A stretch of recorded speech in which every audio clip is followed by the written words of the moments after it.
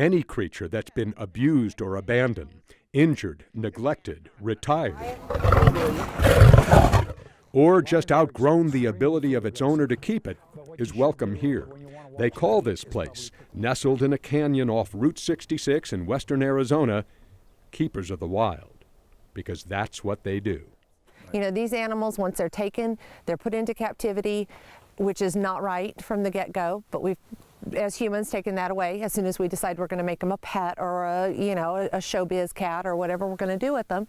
We take away their rights. So now it's our responsibility to make sure they have a quality of life, and that's what we do here. The whole premise of having a baby tiger and have it grow up with you and that makes it tame is ridiculous. It's absolutely insane. So anybody who thinks that is not going to live through your kind of exactly. And so I wish people would just stop that. That's nonsense. You could say Jonathan Kraft found that out the hard way.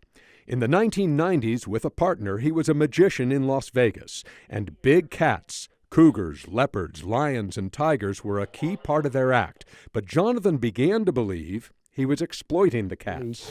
What really happens to an animal on a daily basis, from going from a small cage environment to a transport cage into a truck, going backstage, sitting there for hours and hours till they get their 15 seconds on stage, then they're loaded back into a box. They got to wait till the show is over, 1 o'clock in the morning to transport it back to their facility, going back. That's not a life for an animal, certainly not for a wild animal like this. So he went from exploiter to rescuer, which is probably why this adolescent lion named Anthony is even still alive. What you doing? This little guy here actually in the animal trade. No helping. Come on. In the animal trade, this little guy.